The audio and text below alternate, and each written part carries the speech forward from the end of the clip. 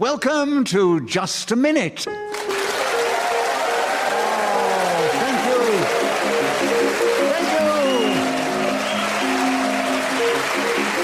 Thank you very much indeed. Hello.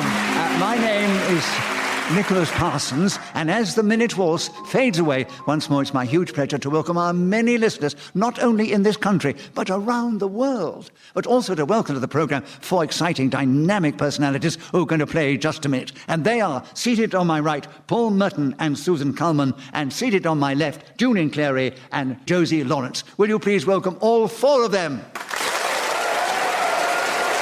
Thank you. Beside me sits Haley Sterling, who's going to help me with the score and blow the whistle when the 60 seconds have elapsed. And we begin the show with Paul Merton. Paul, the subject here in front of me is the sky at night. Please tell us something about that subject in this game, starting now. Looking at the sky at night depends on roughly where you are. In the centre of London, you see an orange glow in the firmament, but when you get further out into the countryside, often sometimes if you're by the sea, the darkness of the starry sky illuminates the path that you follow across the ocean in your boat. Yes, I nearly repeated the thing that's the briny bit of water, but I didn't, so I'm okay. As I look up at the sky, I see galaxies... Julian, you've challenged. Oh, I think it's a mistake. I was going to say repetition. Of what? Sky, but it's on the card. So, Julian, I'm afraid it's an incorrect challenge. Paul, you get a point for that, and you keep the subject, and there are 34 seconds still available, starting now. As I climbed aboard Apollo... I was going to say aboard Apollo, it came aboard Apollo. Josie, you challenge first. Well, hesitation. Yeah, we call that hesitation. Aboard. So, Josie, you've got a point for a correct challenge. You take over the subject. There are 31 seconds available. The sky at night, starting now. It's always best to look at the sky at night when it's very dark and there are no street lights illuminating. I once looked at the sky at night in the Gobi Desert. The curve of the earth I could see, as if a million diamonds had been thrown up by some majestic goddess. There was the plough. There was other. Oh, Paul. Yes. A repetition of there There was. There was. Thank you, because I only know the plough. Thank you. So, Paul, another point to you for a correct challenge. There are 10 seconds still available. The sky at night, starting now. The plough, Mars, Neptune. Once you start looking up at the sky... Julian, you challenge. repetition of looking. Yes, you were looking before. Yes, probably. Right at the beginning, looking up at the sky at night, yes. So, Julian, you've got in this time with a correct challenge. And you've got 5 seconds still available. The sky at night, starting now. When I look at the sky at night, it's not so much the stars that attract my attention as the velvety...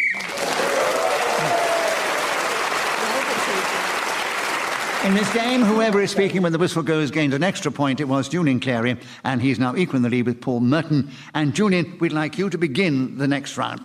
The subject is Bourbons. 60 seconds if you need it, starting now. The first words I hear every morning are my beloved husband asking if I'd like a cup of tea and a chocolate finger.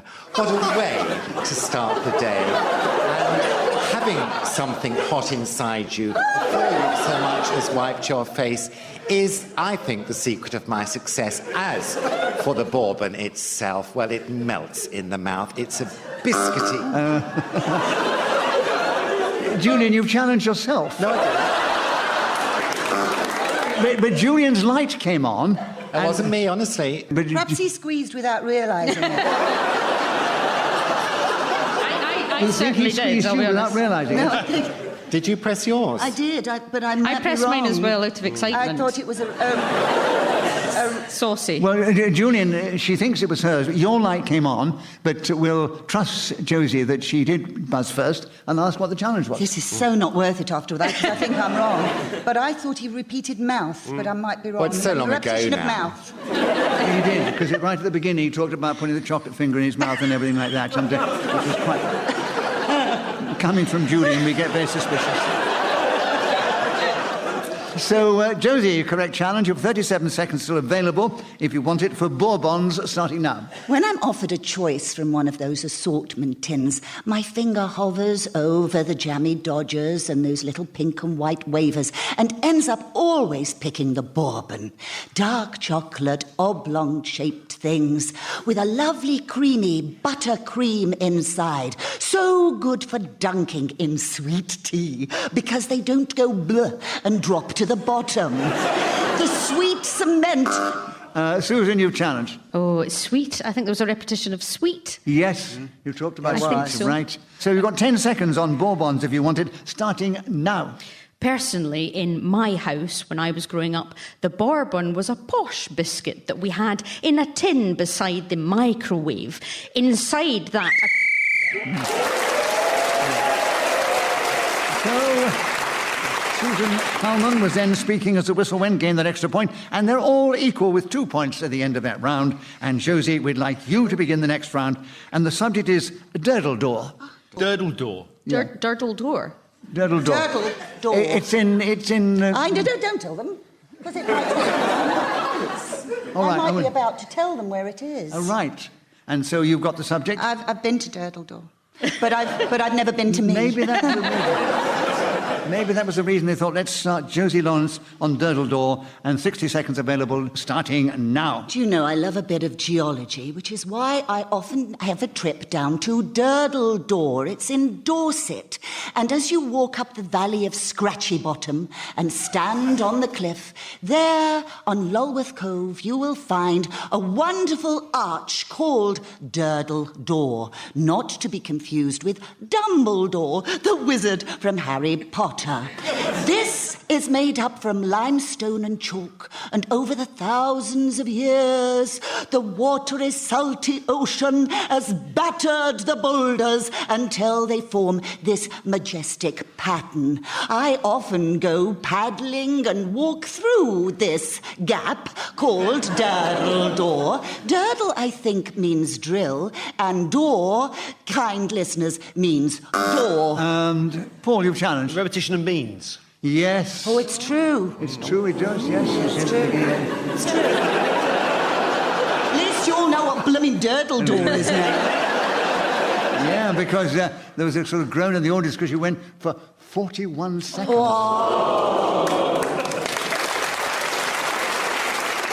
You get a round of applause. I'm afraid I can't give you an extra point. It's all right. And Scratchy Bottom is true, by the way. Paul, your challenge. It's repetition of means. Yeah, that's right. Well, 9 seconds, Durdle door with you, Paul, starting now. The family Durdle lived next door to us, and occasionally I would go up to Durdle door, rap it very hardly, and run away. But then one morning, Mr. Durdle caught me in this. So Merton was then speaking as the whistle weighing again that extra point and has taken the lead at the end of the round. Susan Calman, will you begin the next round? The subject is the first cheque I wrote, starting now. The first cheque I wrote was when I was 18 years old, and it was for a takeaway from my local Chinese restaurant. I had carefully calculated the amount of money I had in my bank account, and I had £2.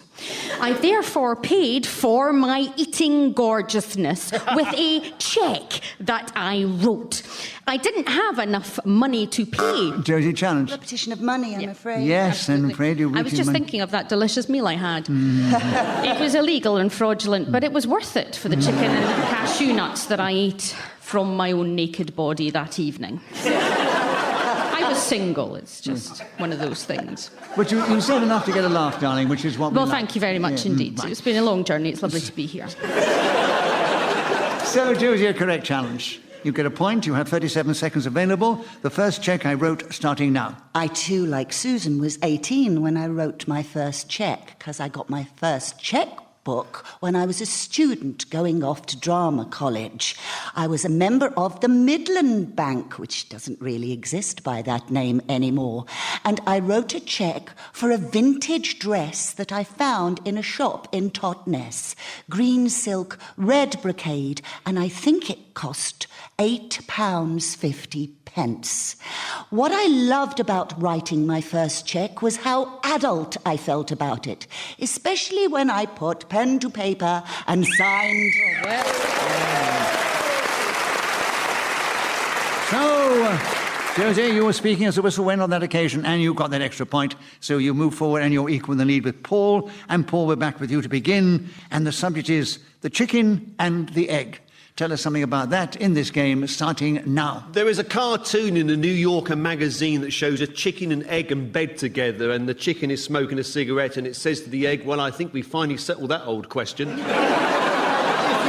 What I'm talking about there, then of course you're a very sophisticated audience because this is Radio 4, and these are the sort of questions that we have to consider in this day and age. Which came first, the chicken or the egg, has been a conundrum that has puzzled philosophers ever since the day of Jim Bowen on Bullseye. Perhaps the greatest example of chicken and egg is looking at the philosophy of Dr. David Watson, an incredible man in his day. He was recognised by both Oxford and Cambridge as being the greatest individual who had ever walked those magnificent colleges. And you know, it was his thesis, he said, that one day the chicken and the egg will become an individual which will recognise as somebody that will stand for the presidency of the United States of America.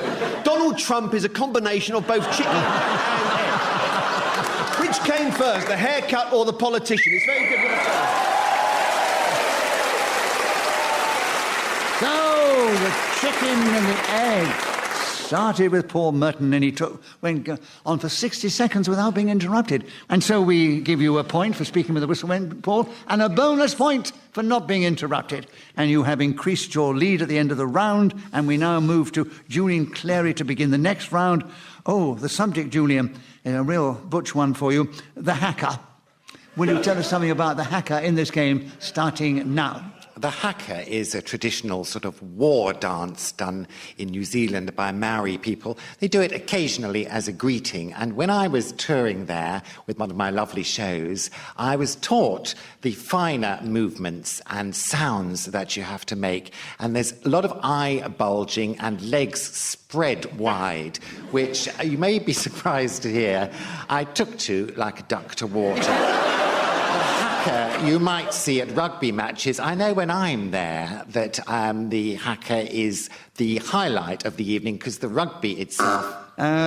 Josie challenge. Sorry, repetition of rugby, I'm yes, afraid. You mentioned rugby, which you can't really talk about the Haka without mentioning rugby, but you should repeat it. So, Josie, a point for that. 25 seconds are still available. The Haka starting now. I'm sure I didn't dream this, but I went to a hotel once in Liverpool and the All Blacks were there. They did... Julian challenge. Which hotel is this?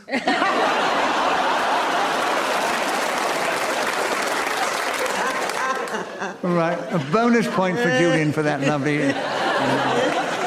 But, Josie, you were interrupted. So you get a point for that. 16 seconds are still available. The Haka starting now. Oh, and it was sexy. They were in the bar and we said, would you do the Haka for us? And a couple of them decided that they would comply to our wishes. They stood up, bared their chests, bent their knees, poked out their eyes...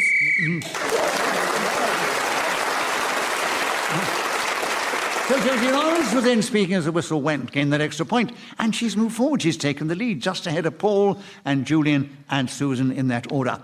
And Josie, we're back with you to begin. Oh, I've just seen the subject. What? A road trip with Nicholas Parsons. Oh, some of the audience would fancy that. I'm available any time.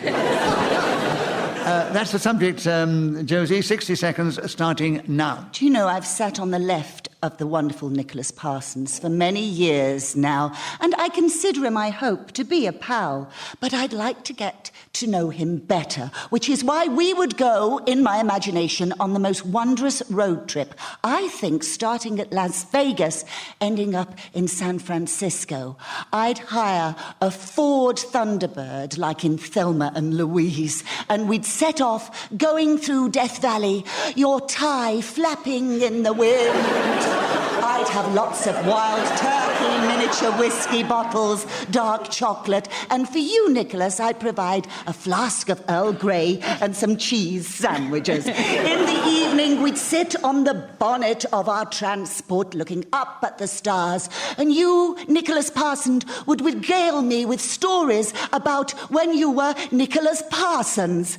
All the Americans would adore you because of your fine English.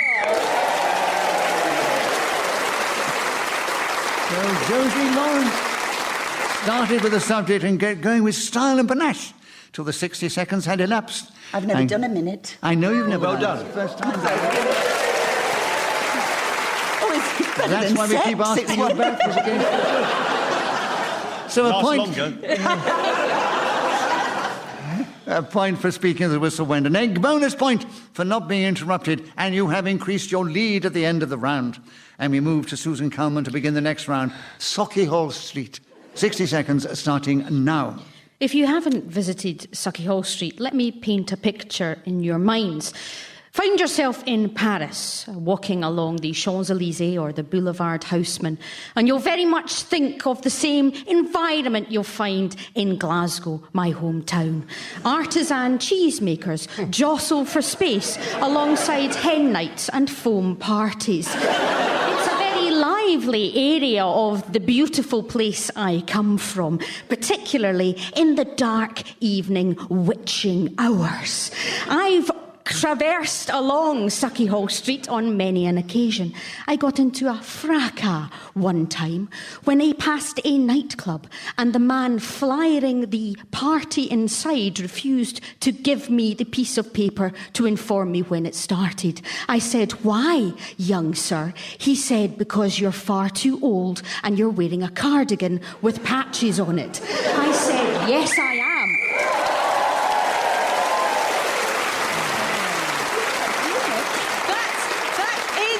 Quite literally better than any sex I've ever had. Genuinely. So, Susan, well done. First time you've gone for 60 seconds. And to follow on Josie... You've got filthy minds, honestly. Oh, I didn't intend it that way. You have spoken for 60 seconds without being interrupted. So you get a point for that, of course, and a point for speaking with the whistle went. And we move back to you, Paul, to begin. And the subject now is Elvis Presley. Paul, 60 seconds starting now. The very first road trip of Nicholas Parsons ever took place was known as the Canterbury Tales, and Geoffrey Chaucer was there. And the last one was a trip to Memphis to see the resting place of Elvis Presley. Nicholas, I've said him twice. Julian, you challenge first. Repetition of Nicholas. I know. You can't have too much, but you have a good thing. But It seems not. but within the rules of just a minute, that is repetition, of course. 48 seconds are still available, Julian. Elvis Presley, starting now. Yes, he was that chap who did a lot of rock and roll, wasn't he? Lovely face, slicked back hair, and hips to die for. He would swivel them, and people would soil the upholstery in their excitement. I remember when I was a teenager, I did purchase an Elvis Presley record, and, well, I quite got into the swing of it. As for the dancing that accompanies such music, well, I tried, but I failed. I went to my local hall where that kind of carry-on happens, and... Yes, Paul, you challenge. Hesitation. I don't think Right, so. it was when he said, and, I thought he was gave going me the clue. quite fluently, actually. Yeah, he was, actually, you're right. Yeah, he was, OK. Yeah, he was going very fluently, you're right. It wasn't hesitation. Yeah, you're absolutely right, yeah. Right, Wasn't right. hesitation. So you just wish to take it away from your friend, did you? Absolutely, yeah. All right. So an incorrect challenge Incorrect by Paul's challenge. admission. There's a parallel universe going on there, isn't there? I'll just wait till the other one comes round again. Julian, by Paul's admission, an incorrect challenge. Well, I'm thrilled, thank you. Yeah. So a point for you, 16 seconds still available. Elvis Presley starting now. In his latter years, of course, he took to drugs and drink and then died on the toilet, which sounds like a full life to me. He spent a lot of time in this. Paul challenge. Repetition of life. Yes, you talked about his life before. Oh, is it a correct challenge? Sometimes I think I understand the rules of this game, and then sometimes I wonder if I really do. It's a bit like Easter, it's a movable feast. You're quoting me now, aren't you, Paul? Yeah, exactly. Right. 7 seconds available for you, Paul, on Elvis Presley, starting now. Elvis Presley walked into the Sun Studios in 1955 and said to the producer Sam Phillips, "I want to make a real moment."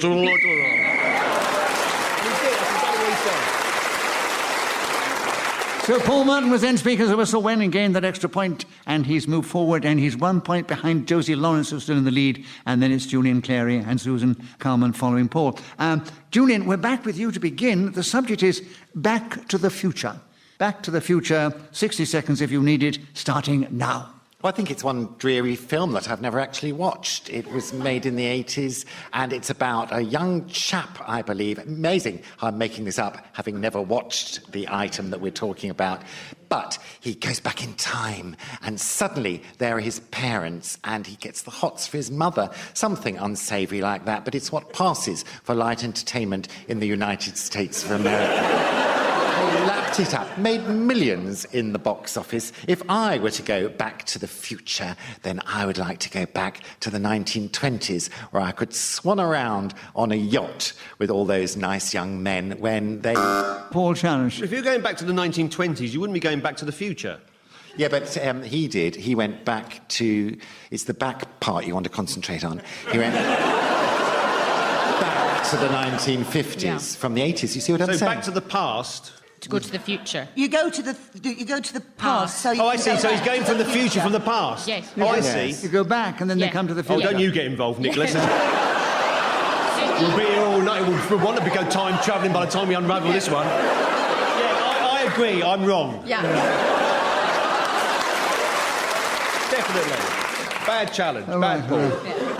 Julian, so it's an incorrect challenge. Thank you. And you have 21 seconds still available. Back to the Future, starting now. Perhaps I'd like to go back to the time when those poor chaps were in the trenches and I could offer them some comfort, maybe a Bourbon, a box of which I could share amongst the corporals, and they could show me their... Susan, you challenge. I stopped for a number of reasons. My mother listens to the show, for one. And it would be an awkward phone call when she asked me to explain something again that's been on Radio 4. Does she not know you're in show business then? No, she doesn't know I'm Scottish. And... We're actually from Essex, but I just make up this accent for work. So I think there may have been a hesitation there, but I'm not entirely sure of the rules. It seemed like there was a hesitation. All right, we'll give you the benefit of the doubt because I really was... because Julian was getting a bit quiet and a bit suggestive as well. But Susan, correct challenge. You have 7 seconds still available. Back to the Future, starting now. I have seen all of the Back to the Future films and I enjoy them immensely, especially the fashion. I had a body warmer, much like...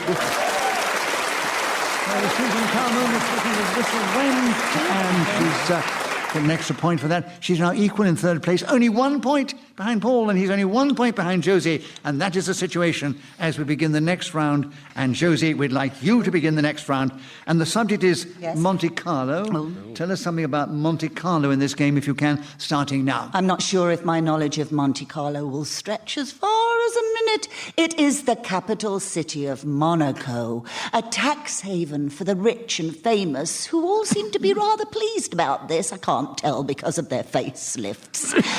Princess Grace made it very glamorous to go to Monte Carlo. She married Prince Rainier, while always wanted to have cousins called Sunnier and Windier, but he didn't. They had a lovely life there, and also the Grand Prix can happen in Monte Carlo around those wondrous hairpin bends. You can also go to the casino and play poker and blackjack and all those things that people with lots and lots of money. Oh, I did it! I did it! I know, it's one of those errors of just a minute, which a natural way to speak. Paul, you challenge first. Lots and lots. Yeah. Lots and lots, right. Yes. Paul, there's still 12 seconds available on Monte Carlo, starting now. The theme music to the film, Monte Carlo or Bust, is also used by I'm Sorry I Haven't a Clue. It is the main music that you hear as the programme starts. There is an unusual but interesting fact. I thank you, Paul Merton, Radio 4. Paul Merton was then Speaker of the Whistle when gained that extra point, and he has increased his lead 1 ahead of Josie Lawrence at the end of the round. Susan Calman, we're back with you to begin, and the subject is My First Bike. Tell us something about my first bike, starting now. I got my first bike at the age of 28. Because I was a youngest child, I had hand-me-downs, and it was only when I was in a relationship that my then girlfriend bought me my first bike. We split up 2 weeks later, and she took it back. I do not have my first bike because she took it from me. And I felt it's so very bad about the whole thing. I don't think you should challenge. I don't even know when it went. It was purple. She was a teacher. So I think you challenged first, Josie. Yes, and I've forgotten what it was that I said. Took. Took, Yeah, yes, right. repetition of so took. another point to you, Josie, and you got my first bike, and there are 40 seconds available starting now. I moved on from a tricycle and got my first bike when I was 5 years old. It was made by a wonderful firm called Raleigh, and it was maroon with blue handlebars and those wonderful little plastic ribbons on the side and a silver bell. It also had stabilizers, and I never ever took those things off because I have trouble balancing. In a Just a Minute programme a few years ago, I told you about the fact that I cannot turn left on a bike. I don't know why this is, but it happened on my first bike too. No matter how I tried and pedalled, Julian, you challenged just before the whistle. Oh. I deserved that. No, you didn't, because we loved it. But Julian, your challenge... Repetition of pedalled. Pedalled. Yeah. He did come in just before the whistle, yes. He did. So he Julian, always comes in just before, does Julian? So, Julian, you've got in just before the whistle with a correct challenge, and you've got the subject of my first bike, and you have half a second. Starting now. My chopper was much.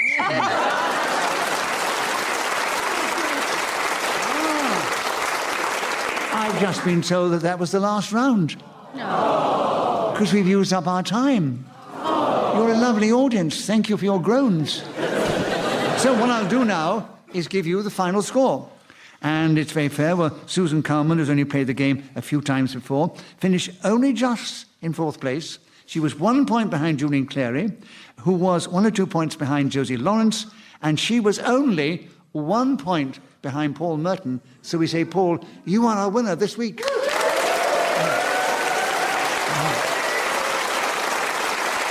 So it only remains me to say thank you to these 4 fine players of the game, Paul Merton, Susan Calman, Josie Lawrence and Julian Clary. I thank Hayley Sterling, who's helped me with the score. She's blown a whistle beautifully when there's 60 seconds elapsed. We're grateful to our producer, Victoria Lloyd. We're indebted to Ian Messiter, who created this amazing game. And we're very grateful to this lovely audience here in the Radio Theatre for cheering us on our way. So from the audience, from me, Nicholas Parsons, and the team, goodbye, thank you. And tune in again the same time when we play Just a Minute!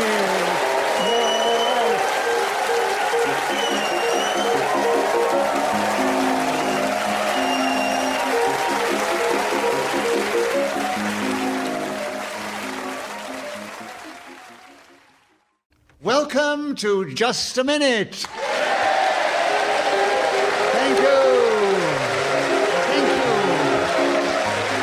Hello. My name is Nicholas Parsons, and as the minute waltz fades away, once more it's my huge pleasure to welcome our many listeners, not only in this country but around the world, but to welcome to the programme 4 exciting, dynamic personalities who are going to display their skill with words and language as they try and speak on a subject that I give them, and they try and do that without hesitation, repetition, or deviation. And those 4 are, seated on my right, Tony Hawks and Sue Perkins, and seated on my left, Gyles Brandreth and Andy Hamilton. Please welcome all 4 of them. Seated beside me is Hayley Sterling, and she's going to help me with the score, and she will blow the whistle when the 60 seconds have elapsed. And this particular edition of Just a Minute is coming from the Shaw Theatre in the Euston Road of London. And Gyles, we'd like you to begin the first round. Oh, dropping a clanger.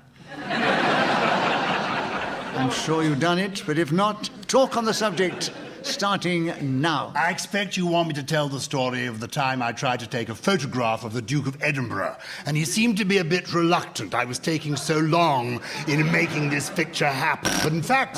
Sue, challenge. Picture? Repetition of picture? Taking a picture? Yes, picture. you have a correct challenge. You get a point for that, of course. And there's still 50 seconds available. Dropping a clanger starting now. Dropping a clanger is awful. They're just little mouse-like creatures that subsist on nothing but blue noodles and green soup, and they will squeak and whistle. That's all they can do, quite frankly. As Gyles says, dropping a clanger can also refer to a faux pas. Once I was in a lift with the Duke of Edinburgh, who was furious because he'd been Brandreth. That man tried to take a picture of me, he said, in Greek. I didn't understand the end of the anecdote because he was muttering so furiously. Tony challenge. Is there a repetition of anecdote there? Did she say I anecdote? didn't hear it, did you? No, I want to know how she knew what he said since he was speaking in Greek. But the main thing is I completely imagined Sue saying anecdote twice, which was good for me. That's going to make the game hard to play, isn't it? I think I imagined it as well. Did but- you? Yes, Well, maybe that's she right. did then. Because she did. She repeated the fact that you told an anecdote. Giles had told an anecdote. You did repeat anecdote. Oh, great. well. What a good result for me. Well done, Tony. A point to you and 21 seconds available starting now. The BBC used to... Oh. Never, ever... That's very cruel, isn't it? No, it's one of the little things of this game. Yeah, you it know. comes up regularly. Tony has played the game 1,322 times and knows. It's I a have to say terrible the error British to do that. Broadcasting Corporation. It's a repetition of B. B. Yes. And Yeah. So, Giles, a correct challenge, and you have 19 seconds available, dropping a clanger starting now. The clanger I dropped most memorably was Granny Clanger. Oliver Postgate created this series, as Sue was explaining, in 1968. I became involved because the company making it was called Filmfare, and my father happened to know Graham Clutterbuck, the chap who ran the whole event. I was on the set, and unfortunately, given this clanger, I dropped her. She was the old lady. In this game, whoever is speaking as the whistle goes gains an extra point, and it was Giles Brandreth, and he's naturally in the lead at the end of that round. Nepotism. Andy Hamilton, we'd like you to begin the next round. Oh, very erudite subject. Genghis Khan. Can you tell us something about Genghis Khan in just a minute, starting now? Genghis Khan, of course, was the man who led his hordes out of Mongolia and swept across Asia. He was a magnificent tyrant, but he has also become something of a modern management guru because his leadership techniques are much admired by management types. A Giles challenge. A repetition of management. Yes, that's right. So, Giles, Yes, I you've got him with can't deny 42 seconds on Genghis Khan, starting now. My mother was born in Rawalpindi and knew the Khan family quite well. Tony, you challenge first. There's going to be more nepotism in this, isn't there? They managed to get him a job in the Indian government. Giles, have India. Yeah. Go on. So what's your... Well, I don't think I think he's lying. I could well... But listen, there are so many Khans in India and Pakistan... Well, that if he's I'm not talking about the Genghis family, then Yes. I'm not interested. I was about to explain. Allow me to do... I'm sure Nicholas is about to allow me to do so. Khan is on the card, and if he wants to hear a context and relate it back to Genghis, that's great. But we'll see what happens. Okay. And he has an incorrect challenge, so a point to you, Giles. 38 seconds, Genghis Khan, starting now. Genghis Khan, as he is correctly termed, the man that my mother did know. Repetition of mother. Mum's the word I should have used. Tony, a correct challenge, 32 seconds, Genghis Khan, starting now. Genghis Khan revolutionized warfare by introducing the horse. He clambered onto the back. Andy challenge. Well, it's unclear. Who did he introduce the horse to? I was going to go on to explain. Mongolia, horse. Horse, Mongolia. I think horses existed before. You're saying that they were introduced to warfare. Into warfare, yes. Oh, were they? Yeah, Totally, yeah. it's totally incorrect. I think that's It's probably totally rubbish. It is rubbish. Did your mother tell you it was Yeah. incorrect? How many... It was your mother I can tell you... Jingles told him. I don't know who challenged him. Who was it now?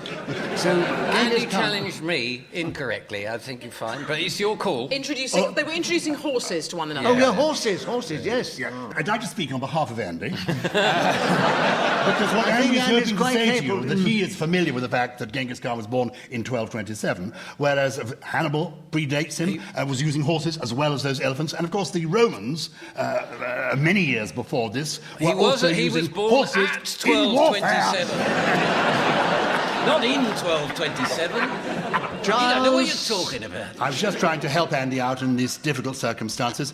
Have you seen the film Groundhog Day? Gyles, you can't lay down the law about historical facts like that. You know, we're playing a game called Just a Minute. Are we? Yes. I thought we were in a violent version of Pointless. Horses, I'm sure they were around even if he didn't introduce them. So a benefit of the doubt to you, Tony. 25 seconds still available. Genghis Khan starting now. What a lot of people don't know. Sue challenge. Repetition of people. You did mention said people before. Before, when you said about I mean, three. such a long time ago, Yeah. I'm sure. So, People Sue, that- you I'm got sure I in. did. 23 seconds are still available, Sue. Genghis Khan starting now. If you want to know anything about Genghis Khan, ask Nicholas, who was with him at his right hand when he stormed through Eurasia. I've just been introduced to a horse, he said to Mr. Parsons. Fabulous, I'd never met one before. Now we're best of buddies, and we can engage in an act of warfare, the like of which this part of the world has never seen. Genghis Khan...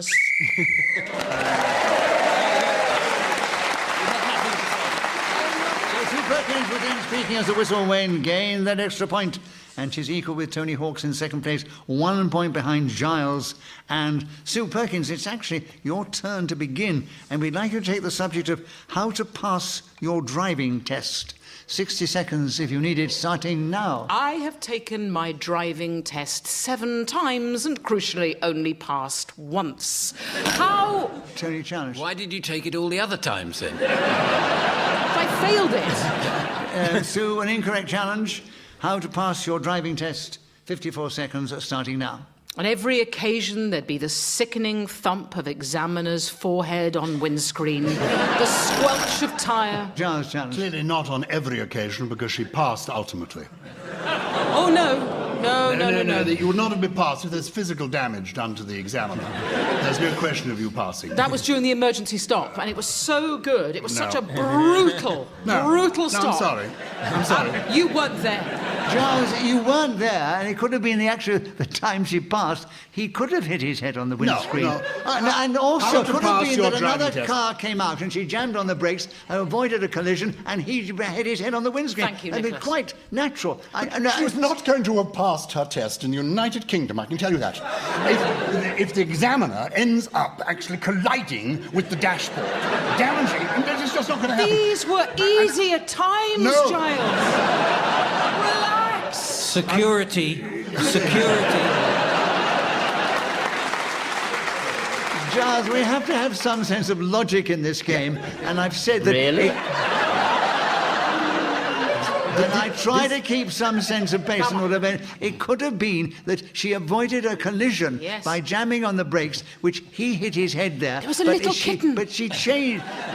She achieved And something. then said, after this accident, this major collision at the crossroads, No, she well avoided done, it." Mrs. Perkins, you won. Come on. Can I Gyles, just say, if you please. signed off with Mrs. Perkins, I'd have won the estate of matrimony during those 15 minutes. Gyles, he could have said, "Well done, you avoided a collision." Yes. Though I hit my head, which hurt.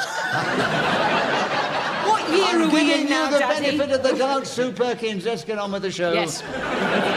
47 seconds, how to pass your driving test, starting now. Finally, in the year of our Lord 2000, I managed to pass my driving test. Round about this time, it was essential that you took a written exam, which would feature multiple choice questions with things like, what's the correct depth of tyre tread? The answer, 1/4 of an inch. This was the sort... Gyles challenge. Since 2000, all the exams have been metric, not... I think they could have been both ways, Gyles.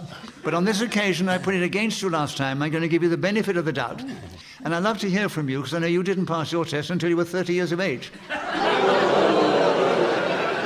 So will you now tell us something about how to pass your driving test? 25 seconds available starting now. The reason I did not pass my driving test was because of the accident that occurred whereby the instructor hit his head on the dashboard.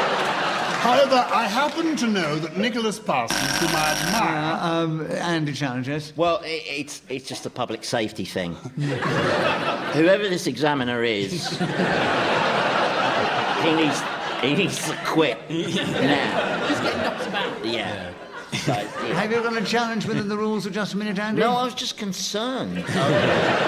Well, as you haven't got a challenge, I mean, Gyles gets a point, and he keeps the subject. And 13 Well, seconds that's to a reasonable price to pay if I'm pointing up the problem for this. 13 seconds, Gyles, still available.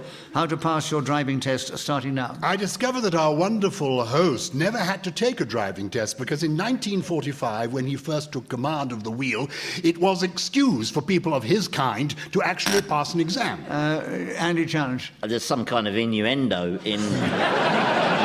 Am I alone? It's people of his kind. What was that? What is your kind, Nicholas? My kind is probably just an average British human being. Well, that's my kind. That's my kind.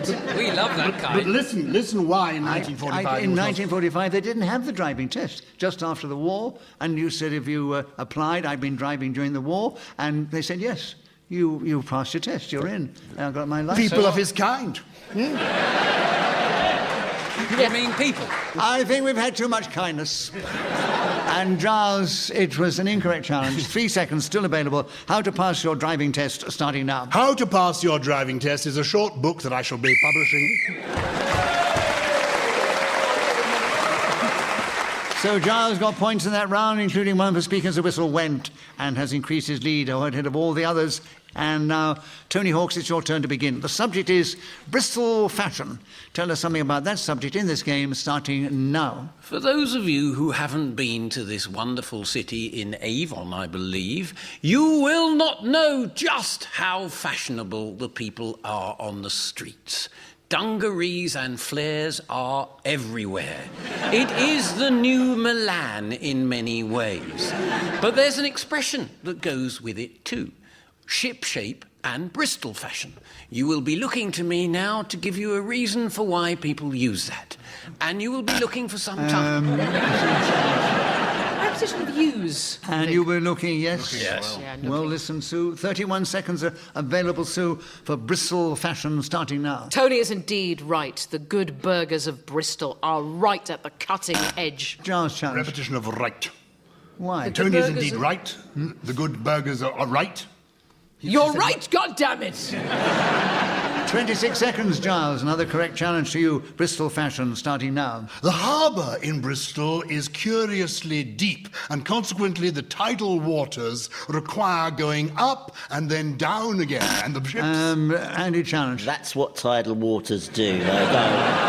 They go up and then they go down. I would have thought that's deviation. No, that is into- correct, but it's nothing to do with Bristol fashion, is it? Yes, that is why the phrase originated, because the ships had to be built particularly deep. Bristol fashion, ship shape and Bristol fashion in that harbour.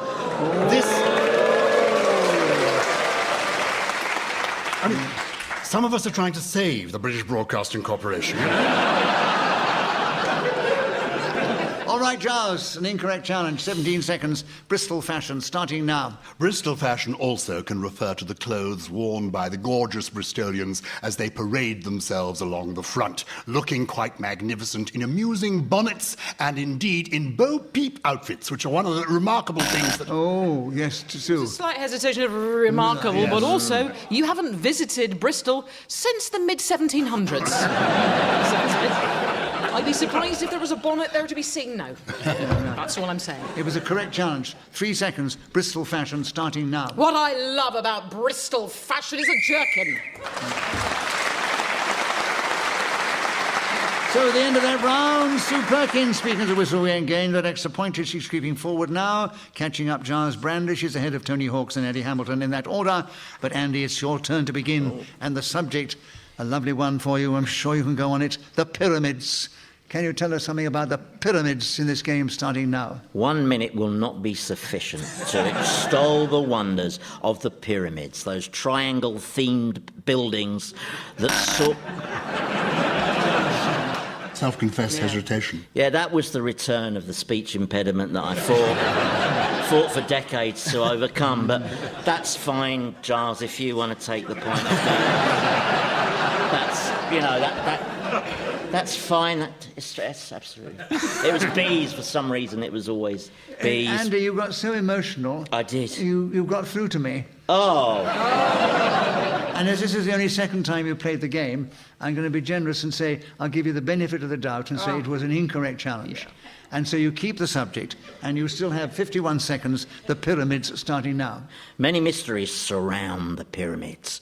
Who built them? Why were they commissioned? How did they get planning permission? Given that the shape of those particular edifices is clearly out of keeping with the character of the surroundings. Also, there must have been local residents who were having their gardens overlooked, not to mention the parking issues and noise during sacrificial rites. We could know the solutions to some of these if it were not for the fact that the architects and engineers of the pyramids were often interred inside the pyramids.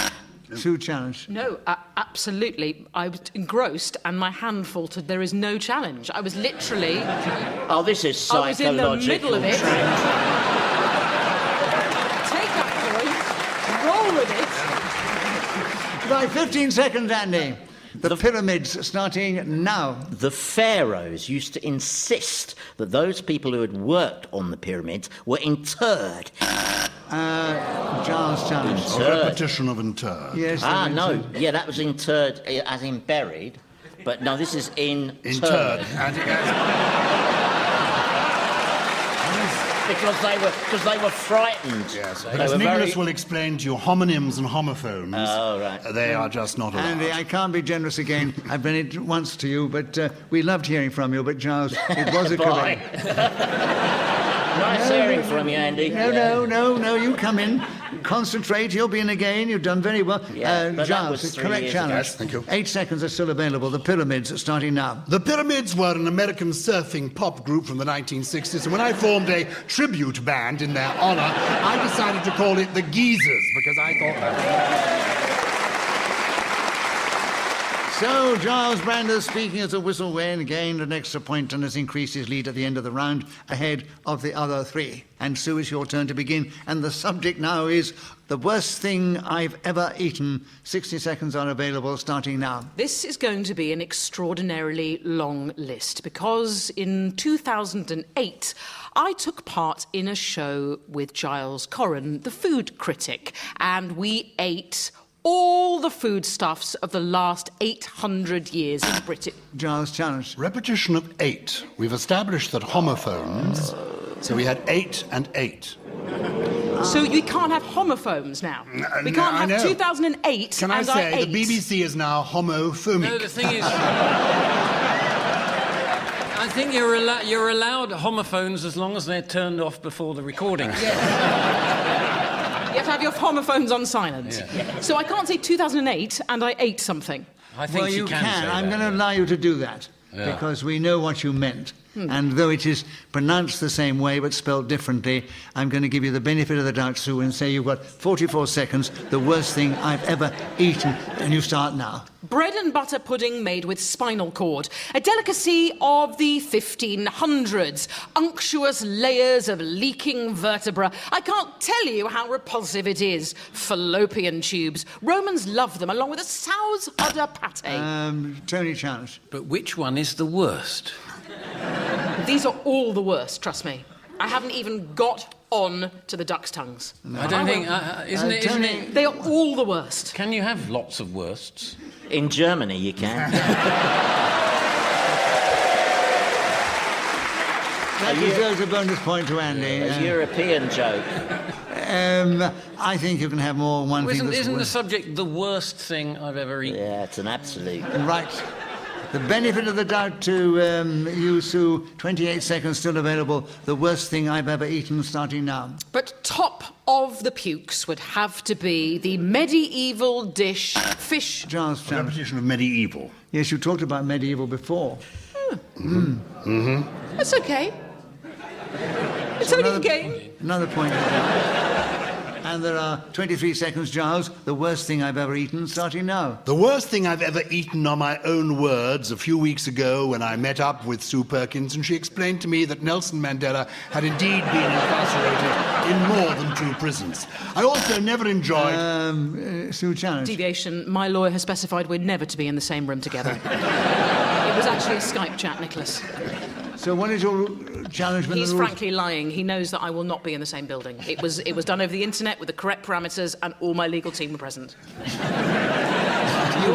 You've met many times before. You've both been on just a minute at different times, and I don't know what you're talking about. It sounds absolutely rubbish to me. And they're going to say an incorrect challenge. 11 seconds, Giles. The worst thing I've ever eaten, starting now. The worst thing I've ever eaten is chili con lobster. It sounds curiously interesting, but it is totally revolting. It was served to me by my... Andy, challenge. He repeated 3 of the R's at the front of revolting.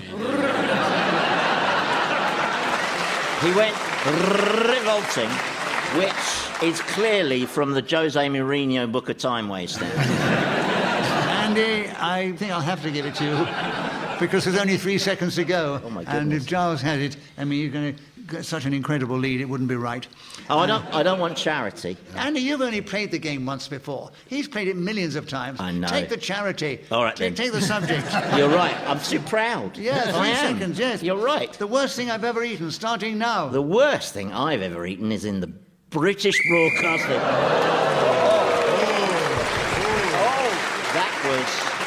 That was so nearly the BBC. So nearly. Right. So, Andy, you gained a point for speaking as a whistle when, thank goodness you did, because you moved forward from 4th place into 3rd place alongside Tony Hawks. And we're moving into the final round. And, Tony Hawks, it's your turn to begin. And the subject is a lovely one, the Lambeth Walk. Tell us something about that in this game, starting now. I went on something of a Lambeth walk the other night, and I crossed Lambeth Bridge, and I was party to a miracle. A couple of people came up to me, and they said, "Have you caught any fish?" And I said, "Yes." Giles, challenge. They said, and I said. Repetition of said. Oh, yes, indeed. Well, listen, Giles. Ooh. Popular challenge. Let's give Tony a bonus point for that. Lovely. Right. 45 seconds, Giles, on the Lambeth Walk, starting now. In 1937, there was a glorious musical presented in the West End of London called Me and My Girl, and in it was a song called The Lambeth Walk, sung by Lupino Lane. It became a worldwide sensation, so that even as outbreak of Second World War was taking place, people all over Europe were doing the Lambeth Walk. Those happening it... Tony, challenge. The Nazis called it something else. Yeah, that's right. I agree with Tony. I mean, people all over Europe weren't doing it. No. Well, leading up to the amusing propaganda film that was made of the Lambeth Walk music to Hitler's stormtroopers doing the march, and they satirized it. But I was anticipated by Tony. I accept that. He got in with his interruption. Fair enough. Tony, you have a point. You have 26 seconds. Tell us something about the Lambeth Walk, starting now. I like the way in the song Gyles referred to, they rhyme pleasy with do what you damn well... Oh, hang on. Oh, hang on. Squeezy. No, it was easy. Yeah, So well, not easy for me, I tell you. Yes. So, Sue, you got in first there, and you got a point. You got 18 seconds. Tell us something about the Lambeth Walk, starting now. My grandma used to do the Lambeth Walk. Could not stop her. She was one of the pearly kings and queens. Glitter, you could see her from one. Andy, challenge. She was one of the pearly kings. Well, kings and queens. You know, they're a set, and she was one of them. And Andy, she also hesitated. Well, yes, because So it's a she was correct talking challenge. drivel. Yeah. I mean... You can't... If my grandma was here. So, Andy, we're going to hear from you. We're going to hear from everybody on this last round. Another point to Andy Hamilton, and he's got 11 seconds. The Lambeth Walk, starting now. Lambeth Walk is actually the name of a road, and I was rehearsing a production of a play. Sue challenge. Oh, a bit of a hesitation. Yeah, on my plosive P that I had all the treatment for. Andy, We suggest you sue the doctor. Andy, when you had this treatment, did they recommend that you go on a programme called Just a Minute? It's part of his aversion therapy. They said this was the best thing for it. The words make or break. So give Sue Perkins a point for her correct challenge. And as it's the last round, it won't make any difference to the final score. I'm going to leave these last 4 seconds with you, Andy. 4 seconds. The Lambeth Walk starting now. The Lambeth Walk begins with the line, any evening, any...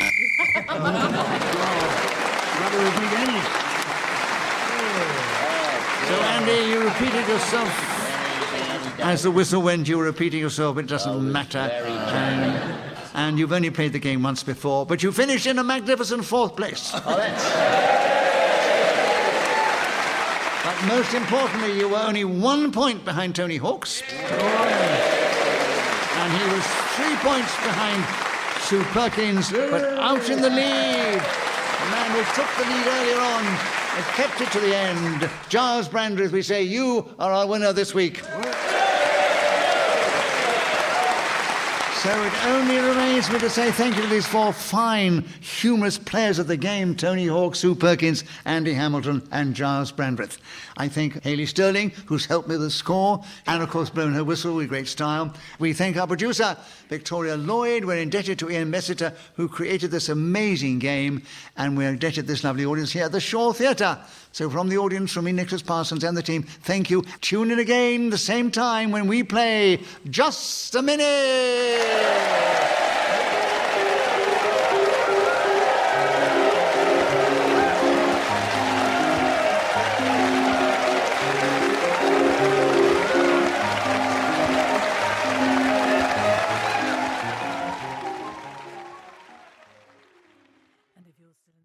Welcome to Just a Minute. Thank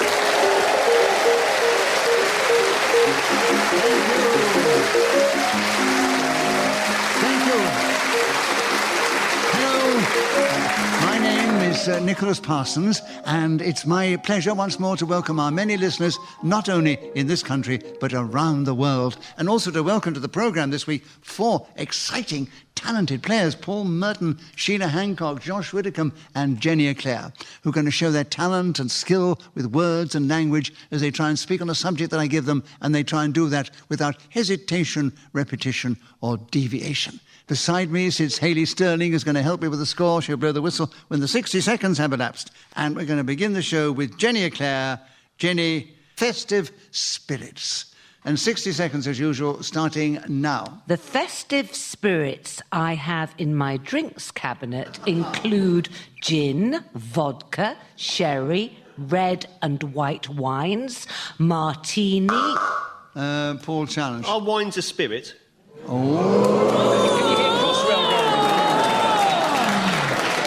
Festive spirits, white wine, red wine? If you've left the lid off for quite a long time, and they're fermented, because you know me, I hardly touch a drop. From one Christmas to the next. No, Jenny, he's quite right. Wine is not a spirit. So Paul is a correct challenge. I'm not a drinker, I wouldn't know. So there are 48 seconds still available. And you tell us something about festive spirits starting now. In Charles Dickens' famous short story, A Christmas Carol, we see Ebenezer Scrooge visited by 3 festive spirits. The ghost of Christmas past, the ditto of the ditto... I can't even say ditto. I shouldn't have bothered trying to go through the ghost of Christmas. That was a mistake. So, Sheila, you challenge first. Yeah, well, it is repetition, I'm afraid. Yes. But I don't know how he could have got out of that one. No. I really don't. So it means we've heard from you, and you've got a point for a correct challenge, and the subject of festive spirits starting now. Well, Paul has slightly thrown me by talking about spirits only, because I remember at Christmas time, my father used to bring into the house a bottle of wine, and it was Barsac, I remember, which is a filthy wine, actually. Don't write in Oh, Paul challenge. Repetition of wine. Yeah, Yes. wine, yes. Yes, and I'm glad you did that because I might have got nasty letters from people who like Barsac. Yeah. I think it might be too late on that one. What's that? You've committed your view on it, haven't you? I have. It's true. It is. It's a sweet wine. It's nice with puddings. But my dad thought it was wonderful, and we all did, because you didn't have wine in those days in a working-class family. It was terribly sophisticated to have a bottle of wine at Christmas. You had to drink water with a grape in it. No, sherry was the great drink when I was Sherry, young. we had Sherry, sherry, yes, yeah. yes. Sherry. Paul had a correct challenge. It's still festive spirits. 22 seconds starting now. If you walk around Edinburgh during the festival fringe, you will see plenty of festive spirits spilling all over that Scottish capital. There are many particular party-goers who like to gather at midnight and stand around watching the moon sail across the sky and say to themselves with a glass of whiskey in their hands, "Oh, hey, he may have."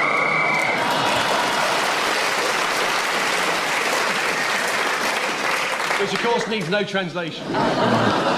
Paul, you were speaking as a whistle when you gain an extra point for doing that, and you've taken the lead naturally at the end of that round. Josh Widdicombe, we'd like you to begin the next round, and the subject now is the Crucible.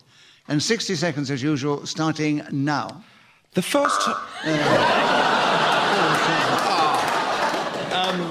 That was a bit of a hesitation. I had time from writing it down to put my pencil down and pick it up. But I don't mind this being a learning procedure. I don't mind withdrawing my challenge. No, you don't withdraw it, I just don't allow it. OK, fair enough. It's a shame because I had got to the end of my knowledge about the Crucible.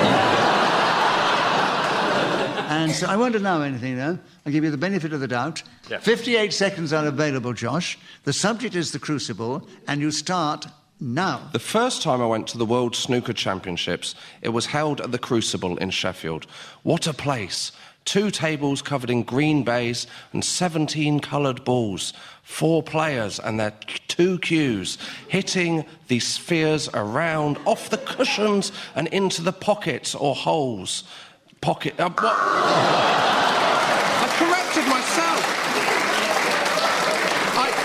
Do you know what? I hated myself so much for calling them holes because I thought that is factually incorrect that I then went back on myself and... Pockets. I know what I did. You're just illustrating what a difficult game it is, but as long as we have fun playing it, it's great. Exactly. And you've been great. Jenny, you had a correct challenge, you got a point. You have 37 seconds, starting now. The Crucible is the name of a play written by Arthur Miller, once married to Marilyn Monroe. It's about a witch hunt in Salem and has some features of hysterical teenage girlishness about it. Made into a film starring Winona Ryder, I think, who looked quite winsome in one of those attractive white wimply bonnet things. Not the kind of thing... Oh, Josh, your challenge. I think it was a repetition of things. Actually, it was things. Yeah, I think it was an and incorrect thing. challenge. It was singular and Yeah. plural. yes, it was thing and things. No, I know, it's an incorrect challenge. What a shame. Yeah. Well tried, Josh. We love your keenness. An incorrect challenge, Jenny. 9 seconds still available. The Crucible, starting now. The other thing you can do, of course, is play darts. Oh, Sheila challenge. I hesitate. I'm very, very glad that you buzzed in then. You've got 5 seconds, Sheila, on the Crucible, starting now. I remember in science lessons, the crucible was something you used for putting in chemicals. So at the end of that round, Sheila Hancock was speaking as a whistle when gained that extra point, and she's equal in the lead with Paul Merton. And we move on to Sheila to begin the next round. Sheila, EastEnders. I know you know a bit about them. Tell us something about them in this game, starting now. EastEnders live in the east side of London, which the perimeters are not quite certain, but it is a wonderful area. And I urge people that throng round Oxford Circus to desert that and go to our beautiful place where the EastEnders live. It's a multicultural place where... Josh, challenge. Repetition of place. Yes, go to that place. Well written. There are 38 seconds. You've got another point. And you have the subject of EastEnders starting now. My favourite ever episode of EastEnders starred Sheila Hancock as the mother of the bass player from Spandau Ballet. What a wonderful show that was. One of Britain's greatest actresses and one of Britain's most adequate... Jenny, you challenge. One of, yes. So, Thank you. There, However. in the middle of that tribute as well. Yeah, Lovely. Yeah, if you want to interrupt that kind of tribute, Jenny, fine. And, Jenny, a correct challenge, another point. 25 seconds are available. EastEnders starting now. EastEnders are incredibly fashionable at the minute. All the men have beards and look like... Josh, challenge. I live in the East End and don't have a beard. Only because you can't grow one. But that still means I don't have a beard. Yeah. Even more so. No, I think I'm going to give you the benefit of the doubt, Josh. Yeah. And say, yes, you have the subject of EastEnders, 19 seconds available, starting Go now. on about me. A lot of EastEnders live near me, for I live near Columbia. Sheila I'm challenge. sorry to No, live. A lot of living. I actually stumbled because I was worried I was going to give away my address. Anyway, a point to you, Sheila. 14 seconds available. EastEnders starting now. In Spitalfields, it started with the Huguenots, and then we had the Irish, the Bangladeshis, the Jews. Paul challenge. Was there a slight pause there? There was a slight pause, yes. There was a slight elongated. I just elongated. You elongated the yes. Yeah. I think it was a hesitation, Paul. 5 seconds are still available. EastEnders, Paul, starting now. So anyway, I got all these inflatable Rolls Royces and his lock up round the back of the garage. I said to this bloke next door, I said, listen, give us a quote.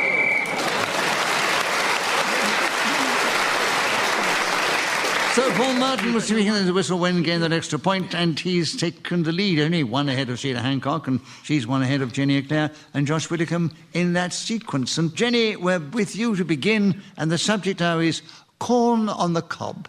Tell us something about that delightful subject in this game, starting now. What a jolly vegetable corn on the cob is, brightening up your plate with a slice of bright yellow. Josh, challenge. Well, Briarello isn't a word. So I'd say it's hesitation. Yeah. She hesitated and said Oh, I Briarello. thought she was describing her particular corn on the cob, briar yellow. Briar yellow, like the briar yellow. Yeah. It's on, you know, those paint charts, those very posh paint charts. It's on there. All right. Josh? That's not a thing, is it? No. Briarello? Just checking. No. Josh, you have the subject. 53 seconds available. Corn on the cob with you, Josh, starting now. I despise eating corn on the cob because it gets caught in my teeth. And also, it doesn't even taste very nice. Who wants a sweet vegetable? That's not what I want as my main... Oh, no. Sheer challenge. Another point. Wants. Want. Oh, yes. That's not what you want. Incorrect challenge, Josh. Another point to you. And 41 seconds on corn on the cob starting now. My father had an answer to the corn on the cob conundrum. Jenny, challenge. He caught what I had. A deviation from language, hesitation. It was a bit of deviation from corn on the cob. 37 seconds with you, Jenny. Corn on the cob starting now. It's best eaten with your hands. Some very odd people have instruments for eating corn on the cob. Sheila Hancock. I'm not particularly odd, and I've got instruments for eating corn. Have you?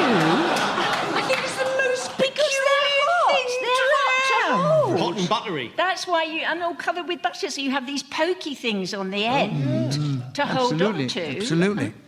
They're not I pretty think things it's to a eat generational thing.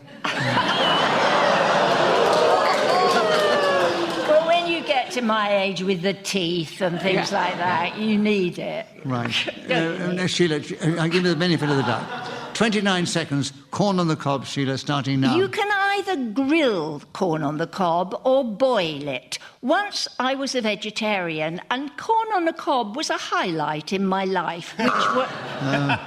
Josh, challenge. I'm a vegetarian and it's not a highlight in my life. Well, it is in mine. But that's a personal comment, Yeah, you see. Yes. yeah. It's not Incorrect. deviation from the rules of just a minute. No. But it was lovely hearing from you. So an incorrect challenge. Sheila, 20 seconds, Sheila. Corn on the cob, starting now. I think the best way to cook them is on a barbecue grill where they get a kind of brown skin. But you can also boil them. Some people... Jenny challenge. Repetition of boil. Yes, she mentioned boiling Did too I? much. Yes. Oh. Jenny, you got 7 seconds. Another point, of course. Corn on the cob, starting now. Get those kernels off that cob, smash them into tuna and mayonnaise, dollop it into a great big baked potato. Bob's your uncle. So Jenny Eclair will then speak as a whistle win, getting an extra point. Sheila's in the Hancock's in the lead, and the other three are equal in second place. Right, so Josh, it's your turn to begin, and the subject is my first tweet. Can you tell us something? Are you a tweeter? You're about to find out. 60 seconds as usual, starting now. Picture the scene, it's 2010 and I'm bored of having friends in the flesh. So I decide to take to Twitter to send my first tweet. First I put in my name, @JoshWiddicombe. Thankfully no one else has taken it.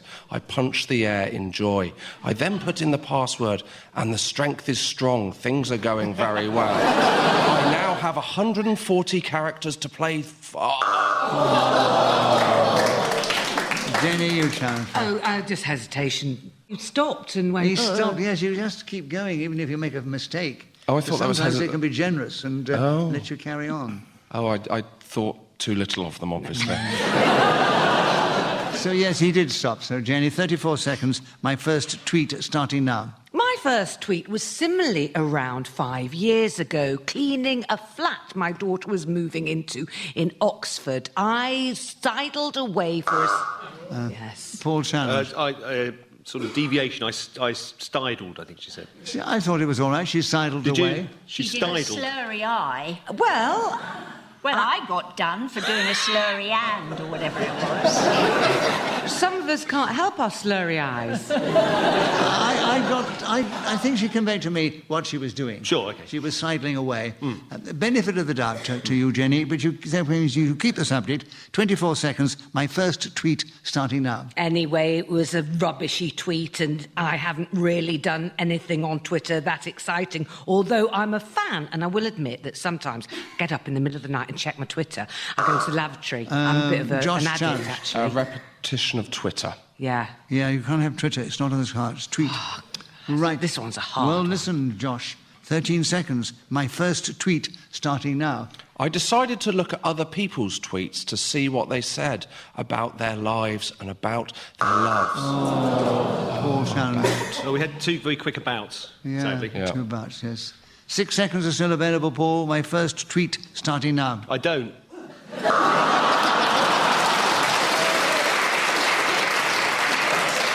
Well, I think that round of applause means you should have a bonus point. Because you've got a good laugh, but you stopped, but Sheila challenged you in the pause. Absolutely. And so she gets the correct challenge for that. And 4 seconds, Sheila, on my first tweet starting now. And I don't either. I think it is an iniquitous way to spend...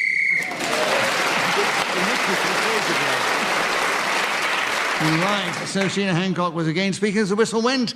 Gained that extra point, and she's increased her lead ahead of Jenny Eclair, Paul Merton, and Josh Widdicombe in that order.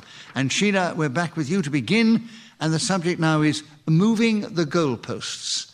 Tell us something about that subject in this game, starting now. Well, it's a phrase that actually means that the objective to which you're aiming keeps being changed. I, however, when I hear the phrase, think of my children. Exactly. Josh challenge. Repetition of phrase. Yeah. Yes. Well done. Well, listen, Josh, you're really getting the hang of things, aren't you? 49 seconds available if you want them. Moving the goalposts, starting now. When I was a child and we played football in the park, the goalposts were made out of 2 jumpers. We could move them anywhere we wanted to. Some sneaky children would put them closer together when the ball was up the other end of the pitch. However, the biggest question over moving the goalposts was how high is the crossbar? Is it the standard height or is it as high as the child's... Oh, right. Jenny. 2 highs. There's 2 highs, yes. But you kept going for a lot because there's only 26 seconds left. Jenny, moving the goalposts starting now. Yes, this can be done both physically and mentally. In some respects, it's much crueler if one is the victim of someone having moved the goalposts in order to block your direction in some way or another, maybe at work. Josh, you're getting very quick on it now. Right, yes. Hesitation. Right. Josh, you've got 12 seconds of moving the goalposts starting now. Let me take you to the school field where we had actual goalposts. We tried to move them, though, because the goal area was so stony. Children would dive to save the ball, and their knees...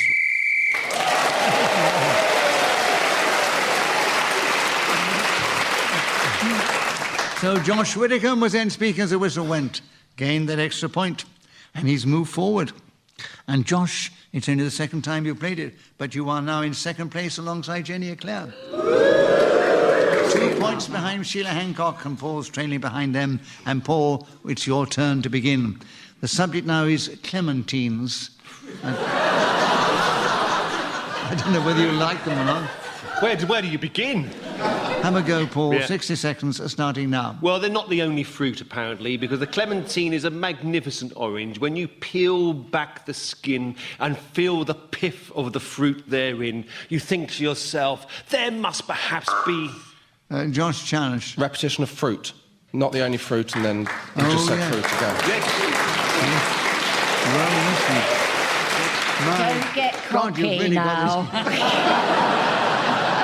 You've got this game ready taped now, haven't you, Josh? Right. You've got in with 48 seconds on clementines starting now. I don't like clementines. Let's give them their real name. Small oranges. Why would I... Jenny challenge. It's actually a deviation from the fruit they actually are. They're not an orange. They're not purely an orange. They're a crossbreed. They're half orange and half something else. Tangerine. Half So, orange, in half actual cart fact, horse. calling them an orange is deviation from the fact. Oh. I think you're right. I am right. I think they're more related to tangerines than they are to oranges. Oh. So, Jenny, 42 seconds for you on clementines starting now. Tangerines, satsumas, mandarins. What are the differences between them? Who knows? They look lovely in a bowl, though, so festive. Sheila challenge. The subject is clementines. I forgot. I got confused. I couldn't remember what fruit we were talking about. I call them clementines as well, Yes. which confuses the issue even further. Well, I don't was know. wrong. Sheila, correct challenge. 34 seconds available. Clementines starting now. Well, two clementines or tines spring to mind to me. One is the wife of Winston Churchill, who was called Clementine. A strange woman. She was so loyal to him, but their children were a bit of a mess. And she ended up destroying that wonderful Sutherland portrait because she thought it didn't portray him as she would like.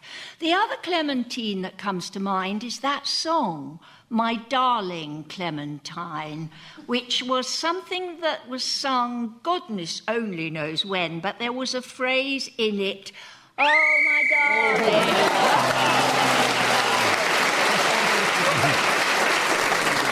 darling. You were speaking then as whistle went, Sheila, so you got the extra point, and you've increased your lead ahead of Jenny Eclair and Josh Widdicombe in that order, and Paul Merton and following. Jenny, it's your turn to begin. And the subject is swimming lessons. Can you tell us something about that subject in this game, starting now? Swimming lessons are vitally important. They're the only things between you and drowning. I firmly believe every child... Paul. Boats. They're between you and drowning.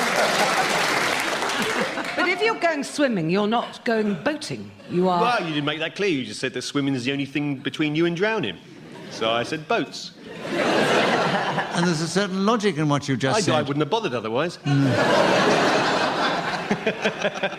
It's a difficult thing to decide on. I don't mind. No, Jenny can have it. It was a bit, I've given benefit of the doubt to Jenny just a while ago. Okay. I'll give you the benefit of the doubt to you, Paul. Right. And you have a point. You have 54 seconds. Swimming lessons starting now. I took swimming lessons at Sutton Public Baths, and the instructor mainly kept saying, push, chin blow, as you were meant to adopt various gestures to fit these words. I went for about 4 months before we realised that's all he was ever teaching us, and we weren't learning how to be proper swimmers. Then when I started at a school that had its own swimming pool, well, then, of course, the whole thing took off. We didn't bother with the instructions that the man had given us before. Oh, no, it was simply jump in and swim for the nearest break of water which you could find right in front of you, a tide of effluent. It was a terrible school.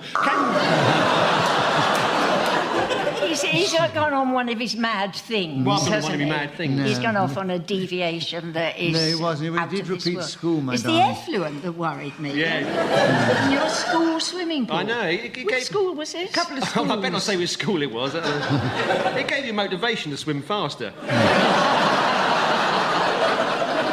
Sheila, 21 seconds are available. Swimming lessons are starting now. I do a great deal of swimming because I think when you get to my age, it's a jolly good way of keeping the joints moving. However, I do swim rather badly, I've decided. So I am thinking of taking swimming lessons, particularly as the man who gives them looks rather dishy in his briefs and shouting at the women, looking gloriously handsome.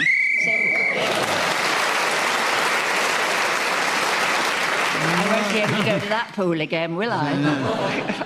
But Sheila, you're keeping going to the whistle went on more than one occasion, and you've done it again. And you've increased your lead at the end of that round of all the other three.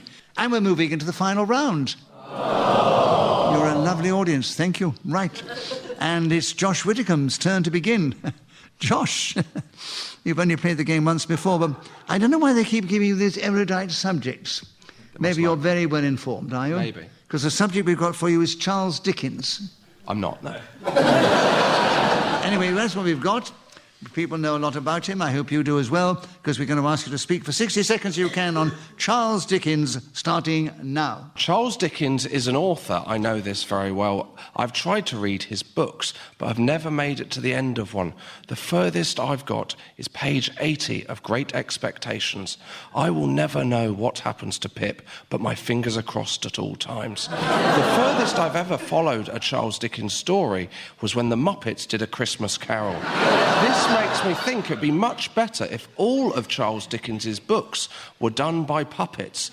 Would we not enjoy David Copperfield more if he was played by Kermit the Frog and Miss Piggy was in the role of the woman in that book whose name escapes me? Charles Dickens.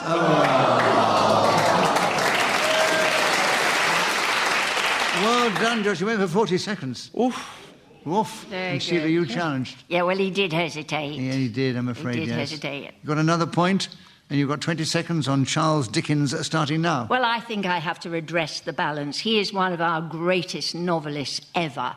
I reread Tale of Two... Paul challenged. Slight hesitation. There was a slight hesitation. Yes. Paul, there are 13 seconds still available. Charles Dickens starting now. Charles Dickens looked at the man that was standing opposite him across the other side of the room. He saw the steely eye, the clean-shut jaw. He thought to himself... Jenny challenged. Clean shut jaw. Clean-shut jaw. He wasn't clean talking. Shut jaw. He wasn't talking. He had a clean-shut jaw. Was it a clean shut draw? No, jaw. Clean-shut jaw. I don't understand that phrase. When your jaw's open, it's open. When your jaw's closed, it's closed. His jaw was shut. It doesn't make any sense. There's no point in me trying to defend it. But I've got nothing else to do, so I might as well. Yeah, clean-shut jaw. I think the phrase is clean-cut. It is, yeah, but he wasn't talking. I preferred learned judge to my previous argument. Well, as we're in the last round, it doesn't really make a lot of difference to the final score. Sure. So, Jenny, the benefit of the doubt, and you've got 3 seconds only on Charles Dickens starting now. Charles Dickens is responsible for me getting a grade D in my English A-level. As I said a moment ago, this was to be the last round, and we've come to the end of that, with Jenny Eclair speaking as a whistle wing, gained an extra point, and the final situation is that Paul, for once, finished in 4th place, just behind Josh Widdicombe, and who was just behind Jenny Eclair, 2 points, but 3 or 4 points ahead. Out in the lead was Sheila Hancock, so we say, Sheila, you are our winner this week. So it remains me to say thank you to these four fine and exciting players of the game, Paul, Merton, Sheila, Hancock, Josh Widdicombe and Jenny Eclair. I thank Hayley Sterling, who's helped me with the score. She's blown her whistle with great aplomb when the 60 seconds elapsed. We thank Victoria Lloyd, our producer. We're indebted to Ian Messiter, who created this amazing game, and we're grateful to this lovely audience here, who've cheered us on our way magnificently. From our audience, from me, Nicholas Parsons, and the team, goodbye, thank you. And to our listeners, tune in again at the same time when we play Just a Minute.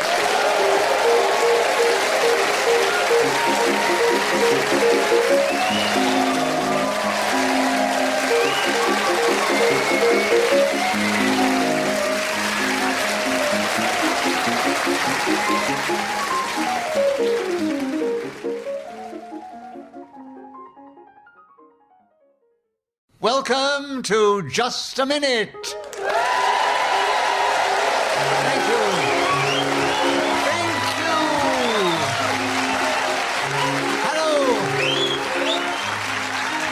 My name is Nicholas Parsons, and as the minute waltz fades away, once more it's my huge pleasure to welcome our many listeners, not only in this country, but around the world. But also to welcome to the programme four exciting, dynamic personalities who are going to play this amazing game. And they are, seated on my right, Paul Merton and Susan Calman, and seated on my left, Gyles Brandreth and Tom Allen. Please welcome all four of them. Beside me sits Hayley Sterling, who's going to run the stopwatch for me and blow a whistle when the 60 seconds have elapsed. And this particular edition of Just a Minute is coming from the BBC tent, as it's called up here, at the Edinburgh Festival Fringe. And we have an excited, dynamic festival audience in front of us, dying for us to get started and building up the tension. I'm not getting any results. Gyles, let's begin the show with you, and a lovely topical question. Whiskey galore. Tell us something about that subject in this game, starting now. Whiskey Galore is the title of a film made in 1949 based on a novel by Sir Compton Mackenzie, known in France as Whiskey a Go-Go and in the United States of America as Tight Little Island. I'm familiar with this movie because I knew the man who wrote the script, Monya Danochevsky, author of White Russian Red Face, and the person who said that the famous last words of the fatted calf were, I hear the young master has returned. This considerable script writer chose this extraordinary story and... Tom, you've challenged. Was there some sort of hesitation on extraordinary? Yes, there was a bit sort of a muffled delivery. I mean, I don't want to be harsh, and I know I'm new and I shouldn't be so cruel to you. But I have been waiting my whole life to do this show. It was a bit of a harsh challenge, but as you've never played the game before, Tom, I'm going to be generous and say, yes, you can have the subject, and you get a point for a correct challenge, and there are 25 seconds available. Whiskey Galore starting now. Whiskey Galore is a stripper I once met in Cardiff. She had quite a backstory. Well, she slipped a disc, and she donated half of her earnings to the donkey sanctuary down the road. The other half she kept for herself. Giles challenge. Repetition of half, since we're playing halves. Well. It's a difficult game. So Giles has got back, gets a point for that. And there are 9 seconds still available, Giles. Whiskey Galore starting now. Joan Greenwood and Gordon Jackson were the stars of this epic, and I gloried as a small boy when I attended Paul challenge. I don't think Gordon Jackson starred in Whiskey Galore. He's in it, but he certainly wasn't the star. He was billed on the poster. I call that starring. No, well, you're wrong. You're wrong. I think you're right, Paul. Yes, it was. It wasn't. Gordon Jackson was in it, I think, but he's played a small part. It was his breakthrough John Gregson was in it. John Gregson was the star. He was not the actual star. There was a man in it whose name is coming to us. Yeah. I threw in Gordon Jackson for the contemporary audience, and because, of course, he was a great Scottish actor, I felt it was the right thing to do. But if you wish to diminish the memory of this great Scottish actor by telling us he was not a star but a bit player, fine, Paul. If that's the way you wish to play this house, I remember Gordon Jackson as a great star in the beginning. Nurse! Knew it. And Actually, one of the principal parts was played by an old friend of mine whom I was in rep with years ago in Glasgow, and that was Duncan McRae. Oh, yes. And he was fantastic, and it was one of the first big roles he ever played, because he had been a schoolmaster up till then, when I knew him in Glasgow years ago during the war. It shows you how old I am. Let's get on with the show. There is just one joke that is such a good visual joke in that film. We see a beach, and we see a set of footprints that have gone off to find this whiskey. And then we see another set of footprints. The first footprints are in a total straight line. The second set of footprints are all over the place. And he just shows you the beach. There's no other reference to it. You have to work it out for yourself. It's a great joke. Alexander McKendrick was the director. That's right. And well done, Paul. Can't give you a bonus point for that. No, it's nothing to do with the programme. I just thought I'd share it. But you had a correct...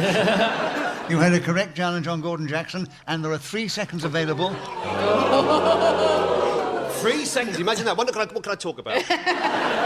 Whiskey galore, Paul, starting now. There's this marvellous scene set on a beach where you see a set of footprints going off. So in this game, whoever is speaking when the whistle goes gains an extra point. On this occasion, it was Paul Merton, and so he's in the lead at the end of the round. And Tom Allen, we'd like you to take the next round. Oh, another topical subject, very topical for Edinburgh. Climbing Arthur's Seat. Oh, yes. Everybody in Edinburgh knows where Arthur's Seat is. And Tom, 60 seconds available. Climbing Arthur's Seat, starting now. I once climbed Arthur's Seat when I was performing here at the festival, and I went there on my day off. I thought it would be a wonderful thing to ascend the mount to watch the sun go down over this beautiful city during the Fringe. Unfortunately, what I didn't take into account was that once the sun has gone down... Giles, a repetition of sun. Oh, Giles. I was having such a lovely time. He's really fast on that buzzer, because I've tried twice. He's got the reflexes of a ninja.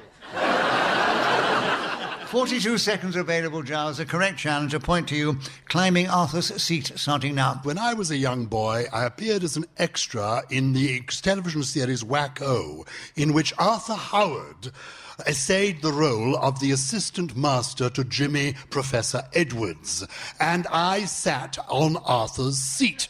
It was considered quite shocking because he had sandwiches and a personal assistant who made sure that his seat was always reserved for him. However, I was but a mere child and climbed aboard this seat thinking, this is my glorious moment, and wearing a wonderful mortarboard and a cape across my back, there I was, proud as a young performer, thinking I will be a star as big as Gordon Jackson.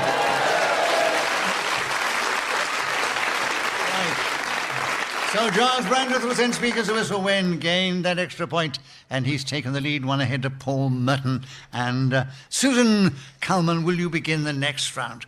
The subject now is croissants. Will you tell us something about croissants, those delicious French pastries? Tell us something about them, if you can, in this game, starting now. The first time I had croissants, I was violently sick over myself and my entire family. My mother had taken the croissants out of the freezer and I had not yet cooked them.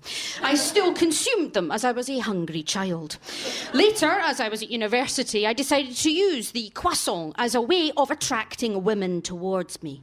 I would sit outside cafes in Glasgow, my hometown, in a black polo neck, reading exciting paperbacks and chewing upon the pastry morsel, looking as sexy and sophisticated as Marlene Dietrich.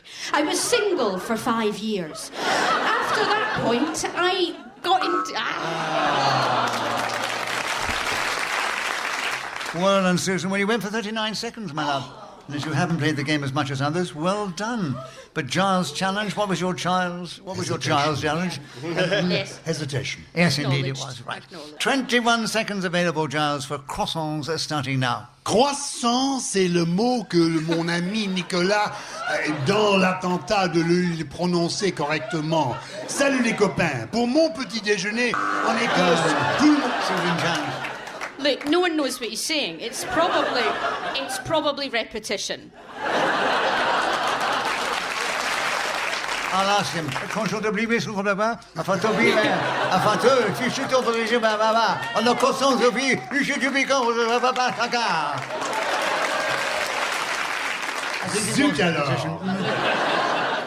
So, benefit of the doubt to you, Susan. Yes. And you have 11 seconds.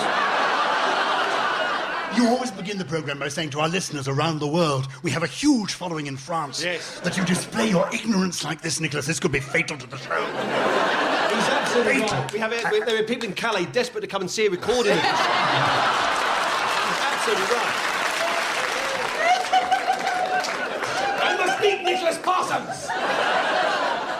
We have to show a little bit of generosity of spirit to the people who haven't played the game so much, Giles. So, Susan, there are 11 seconds. Yes. You tell us more about croissants starting now. I have been known to eat upwards of 12, 13, 14, 15, 16, 17, 18, 19, 20, 21. Croissants! So Susan was speaking with the whistle when gained that extra point, and she's moved forward, and she's equal with Paul Merton in second place. And God, I didn't realise you were so much into the points. Right. Paul, will you begin the next round? The subject, a really historical one, Richard III. There's nothing funny about that. As I will prove. And very much in the news at the moment, would you talk about him starting now? Now is the winter of our discontent, made glorious summer by this sum of York. And all the clouds that lowered on our house in the deep bosom of the ocean buried. Now are our brows bound with... Giles challenge. Repetition of now. Blame Shakespeare, not me. Shakespeare's fault. Yeah, but in this game you repeated something, so Absolutely. Giles, a correct challenge. Yep. And you have 48 seconds for you to tell us something about Richard III starting now. On the whole, sequels don't work, but in my view, Richard II is certainly bettered by Richard III. I prefer the movie starring the great Sir Laurence Olivier, channeled... Paul challenge. I think you'll find it was Gordon Jackson. Oh, very good gag there, Paul. Give him a bonus point for that. But, Giles, you were interrupted. A point for that. And you keep the subject. 35 seconds. Richard III starting now. Ian McKellen made a picture of Richard III and set it in an interesting venue of the place opposite the river where... What a load of rubbish. I know. Tom, you challenge. Well, absolute nonsense hesitation. Yes, it was hesitation. I was trying to remember Battersea Power Station. So, Tom, you've got him with the correct challenge. And you've 22 seconds available. Richard III starting now. Richard of York gave battle in vain is a way of using Richard III's name to remember the colours of the rainbow, which indicates to me that Richard III was, in fact, a great gay rights campaigner. Which explains why his body was found in Leicester, which we all know has a marvellous gay sea. Oh, damn. I knew gay would get me into trouble one way or another. Giles, you came in there before the whistle. Repetition of gay? Yes, I'm afraid Tell me about it. That's the first time that's been said on Radio 4. And you've got him with 2 seconds to go. Giles, starting now. There is a wonderful biography of Richard III by Lady Antonia Fraser. At the end of that round, Giles Brandreth, speaking as a whistle win, gained an extra point, and with others in the round, he's taken a commanding lead ahead of Paul Merton, Susan Calman, and Tom Allen in that order.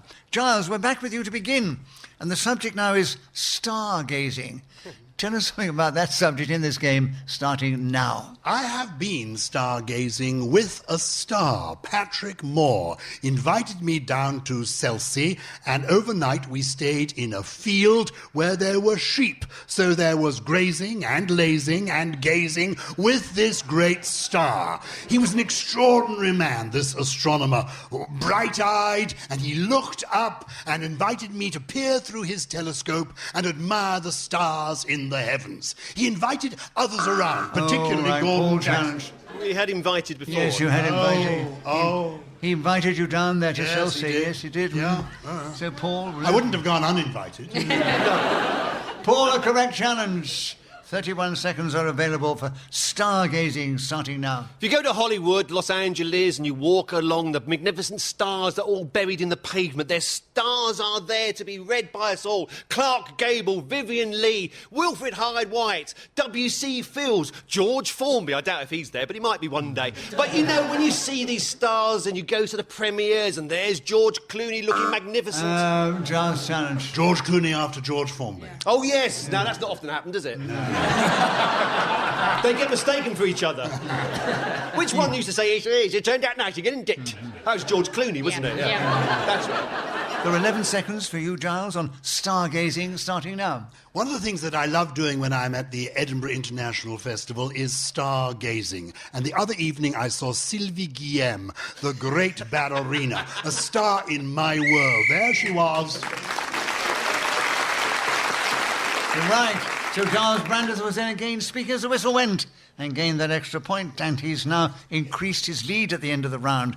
And Tom Allen, we're back with you to begin. And the subject now is the story I'll tell my grandchildren. Starting now. The story I shall tell my grandchildren will be one of how I wasted all of the Earth's resources whilst they are busy scampering round trying desperately to survive. Oh, I'll tell them we used to have loads of food, not like you, starving now. We used to buy rashers of bacon and throw them in the bin whilst we put the tumble dryer on and booked international flights to go to glorious, glamorous international places. Giles, Giles, what?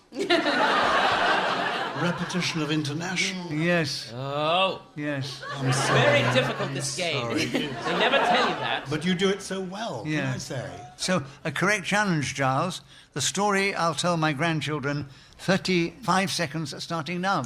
The story I'll tell my grandchildren is of the happiest night of my life at the Edinburgh International Festival Fringe, where Nicholas Parsons hosted one of the classic editions of Just a Minute. It was a glorious evening. Paul Merton was so on song with recollections of George Formby, a slight moment when Gordon Jackson did not receive the recognition he deserved. My grandchildren will want to hear about this because Susan Calman was there, and now, of course, she is Prime Minister. Nicola Sturgeon stepped aside to give her the opportunity, recognising that a woman with a wee white head... So Giles Brandreth was again speaking as the whistle went, gained that extra point and has increased his lead at the end of the round. Eda, Paul Merton, Susan Calman and Tom Allen in that order. Can I just, Nicholas, sorry, just for the audience, you might want to broadcast, it's probable that I would become First Minister, not Prime Minister. Oh, no. Because I think the whole nation wants... Do you think they're all going to vote SNP? I think the whole nation wants you. Fine. You're quite right, because the listeners may not know. Because we are in Scotland, therefore we want to show that we have a knowledge of what's, happening. So I'll take any jobs going, quite frankly. As you can tell. So, no. Susan, you've got the subject now, and it is pantomime dames. 60 seconds if you want it, starting now. I remember going to the pantomime when I was much younger, the King's Theatre pantomime with the wonderful Stanley Baxter as the dame. And it was the source of, I think, what I've ended up being in life. Women dressed as men, men dressed as women, and a general... yes, you're right. You're right. I was just sharing, to be honest, at that point. I was just enjoying an audience looking at me thinking, this is why you are the way you are, Susan. Stanley Baxter. Stanley Baxter. Right, yes, so correct challenge, Tom, well listened. And there are 46 seconds available for you on pantomime dames, starting now. The first pantomime dame I ever saw on stage was, in fact, Nicholas Parsons. It was at the Churchill Theatre in Bromley, and I was 4 years old. He chose me to come onto the stage with him, and I still remember it as the first time I ever stepped foot on... Susan Janet. First time. The first time, yes. And I only did it because I was in the middle of an emotional thing and you contradicted Susan, me. it's fine. So, Susan, the correct challenge. You've got 26 seconds. You tell us more about pantomime dames, starting now. They were always larger than life, the pantomime dames, and they would take control of the stage, singing songs which would appear behind them. I was a brownie at that point. I was voted best brownie. I was sharing a story about the brownies. I've stopped drinking. This is the only outlet I have. Paul, you got in? Yeah, repetition of Brownie. Yes, I think it was curiously obvious, enough. right? There are 13 seconds still available, Paul. Tell us something about pantomime dames, starting now. Pantomime dames. Nicholas makes a magnificent pantomime dame. He goes down the route of Danny LaRue, where he plays it as a rather glamorous woman. Someone that you might look twice at in a dark alley, but nevertheless an epitome of femininity which can be seen to be believed. So Paul Merton was then speaking as the whistle went and gained that extra point, and he's moved forward, catching up on Gyles Brandreth. Do you remember what you said to me, Tom, when I had all the children up at the end? I was playing Dame at Churchill Theatre in Bromley. Do I remember what you said? No, do you remember what you said? I do. What was it? Because I said to the children, you know, where do you live and so forth, and I sort of changed it when you came up, and I said, where have you come from? And you pointed to the audience, you said, down there.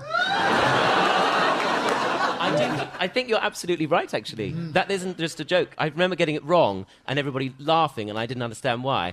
And it's sort of been the story of my life ever since. That is true. That was genuinely emotional. I should have let him carry on. I apologise. I apologise. Right, we're back with you, Paul, to begin, and the subject now is oven chips. Oh. Oven chips. chips. Oven chips, Okay. yes. Talk on this subject if you can. 60 seconds are starting now. Now is the winter of our discontent, made glorious summer by this son of York. I was watching an edition of Richard III when suddenly the oven chip came into my life. What a magnificent invention! No longer were chips to be fried in huge vats of oil, a dangerous thing to do at the best of times. Many house fires have been caused by a little kid saying, Mummy, when are the chips going to be done? But when you put them in the oven chip, what a glorious thought! I would rank it with the wheel. No longer are firemen rushing out on a Friday night to try and grab some fish fingers and a Cornish pasty. I have to stop for a moment because I'm so emotional, but I can't because, of course, this is just a minute and I will keep talking about this passionate subject. Oven chips, invented by two men, Barry Oven, Donald Chips. They came together and they suddenly realised this was a passion that they had shared ever since they were kids. They lived next door together as neighbours, but they didn't know at the time that their lives would be intertwined in this magnificent thing that we now call oven chips. Stand up if you like oven chips. Come with me. Let's march on Oven Chip Town and say to everybody, that must be a minute.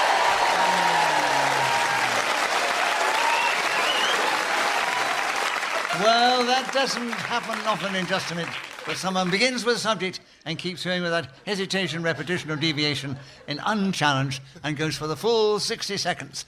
He gets a point for speaking when the whistle did go. Yes. And he gets a bonus point because he was not interrupted.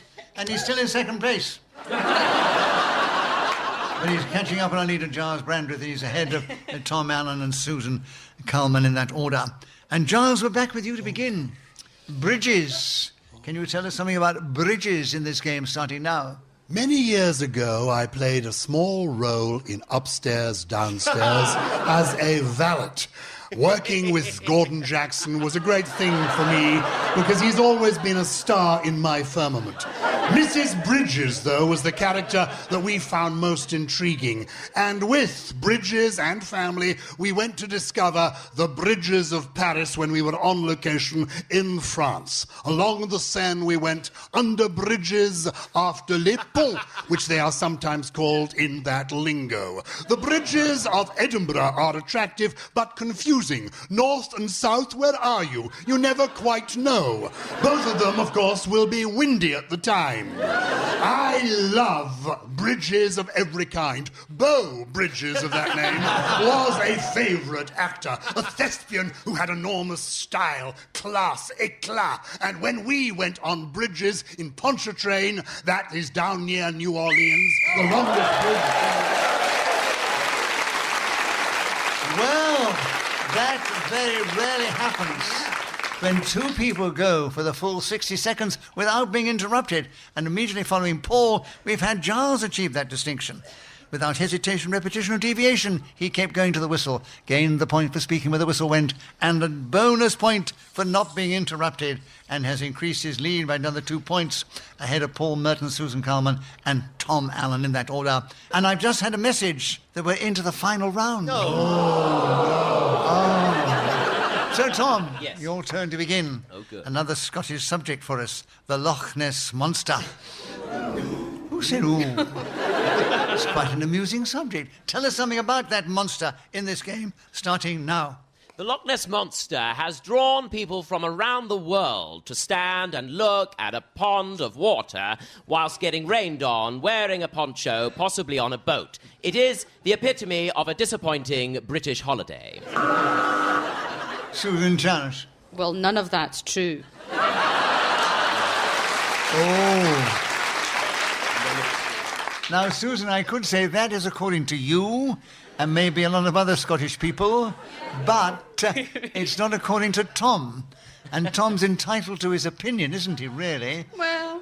And I must give you the benefit of the doubt, because that is your opinion. It may offend Susan and others, but incorrect. So you have a point. Oh. You have 45 seconds on the Loch Ness Monster, starting now.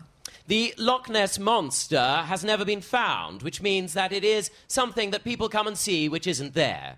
It is unlike so many other animals around the world which people can go and visit and admire. Paul Janet. We had people before. We had people before. And it is also real.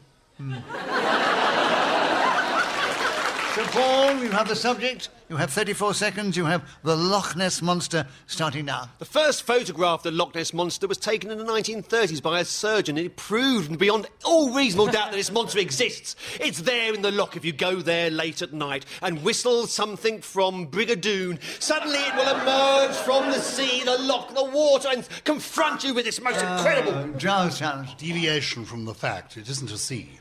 It emerges from the sea. I know. I mean, right. Is it the sea? There is a I merely channel. required There is information. a channel. Yeah, it's a channel. I think it is. That's why they can't find it, because it goes out to the sea. It's possible. It is landlocked. I've just. I've made 18 one-show films there. Whether people wanted to see them or not. Correct challenge. You have the subject. There are 17 seconds if you need it. The Loch Ness Monster, starting now. I do feel I need it because I want to tell you about the pilot drama I made with Duncan McRae, Stanley Baxter, and their friend Gordon Jackson. The story of catching the Loch... Well, no mention of the Loch Ness Monster. I mean, it's deviation. I mean, he's just listing his friends. I mean, Paul, a correct challenge. You have 9 seconds. The Loch Ness Monster... Are we still on that? Yeah. 9 seconds on that. 9 seconds if you want it, starting now. As the figure moves slowly through the deep, the eyes of Angus Robertson, the local fisherman, buried themselves into the form. Was it...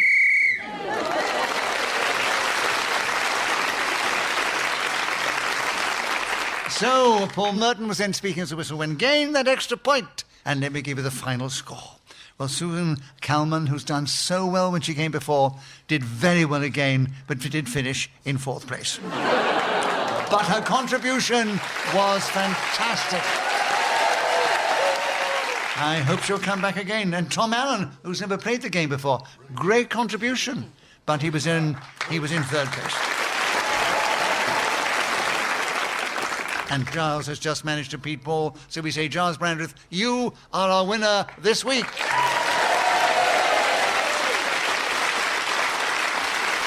It only remains for me to say thank you to these 4 delightful players of the game, Paul Merton, Susan Calman, Tom Allen, and Gyles Brandreth.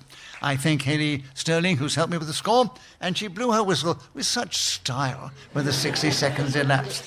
We're grateful to our producer, Victoria Lloyd. We're deeply indebted to Ian Messiter, who created this amazing game, and we're very indebted to this lovely Festival Fringe audience here.